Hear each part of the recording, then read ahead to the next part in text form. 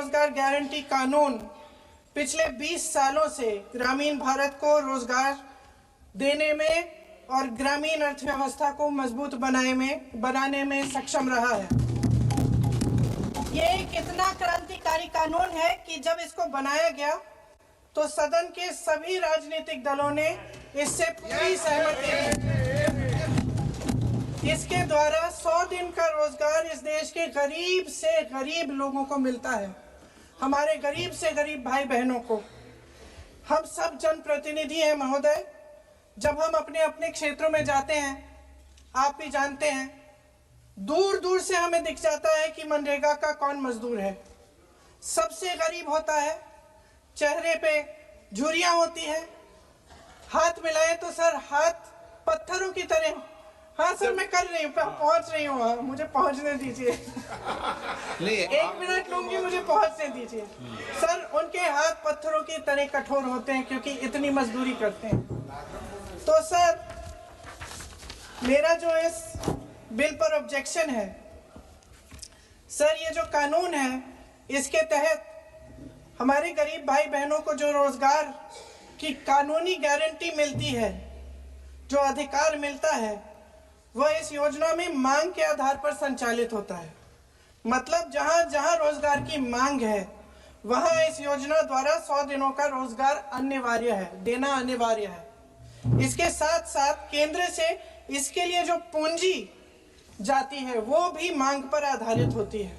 यानी कि इस योजना के लिए जितने पैसे जहां भेजने हैं, कितने भेजने हैं, वह जमीनी परिस्थितियों पर आधारित होता है और मांग के आधार पर निर्धारित होता है।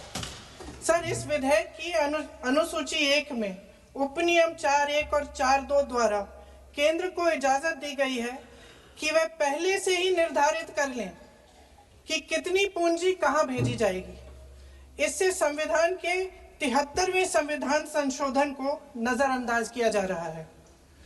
सर महोदय, इसके जरिए ग्राम सभाओं को इस योजना की मांग की जमीनी परिस्थितियों के आधार पर तय करने का पूरा अधिकार दिया जाता था। आज वो अधिकार कमजोर किया जा रहा है। सर, आखिर बात है, एक मिनट, जब आप इस पे पूरी डिटेल चर्चा हो तो आप डिटेल बोलना। इस पे आपकी पार्टी शुरुआत है सर, अभी एक शुरुआत है। सर, जो हमारे संविधान की जो मूल भावना है कि हर एक व्यक्ति के हाथों में शक्ति होनी चाहिए, वही मूल भावना पंचायती राज में है और उस मूल भावना के विरोध है ये जो अधिनियम जो ये विधेयक आ रहा है।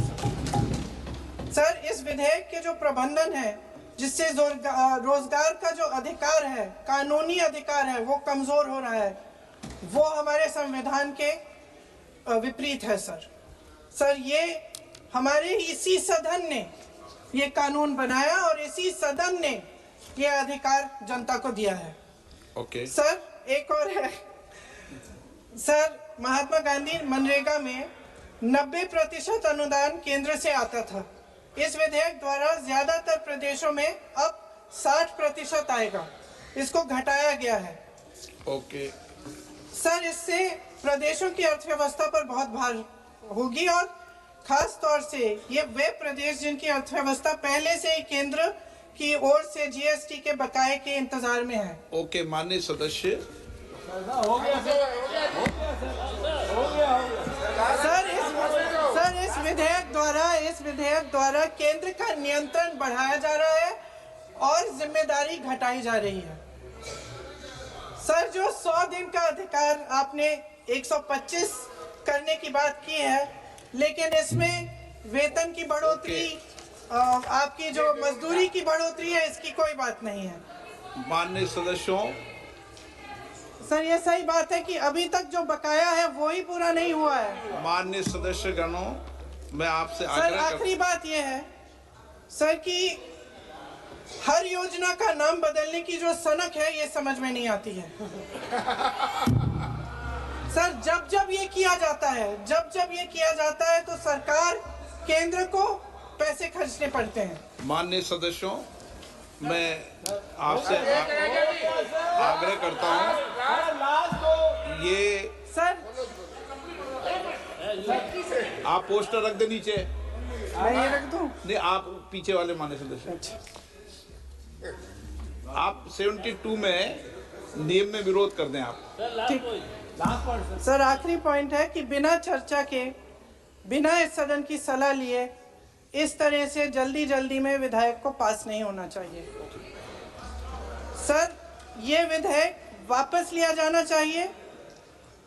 इसके बदले में सरकार को एक नया विधेयक पेश करना चाहिए। खत्म करूं? महात्मा गांधी जी मेरे परिवार के नहीं थे, लेकिन मेरे परिवार जैसे ही हैं और इस पूरे देश की यही भावना है सर।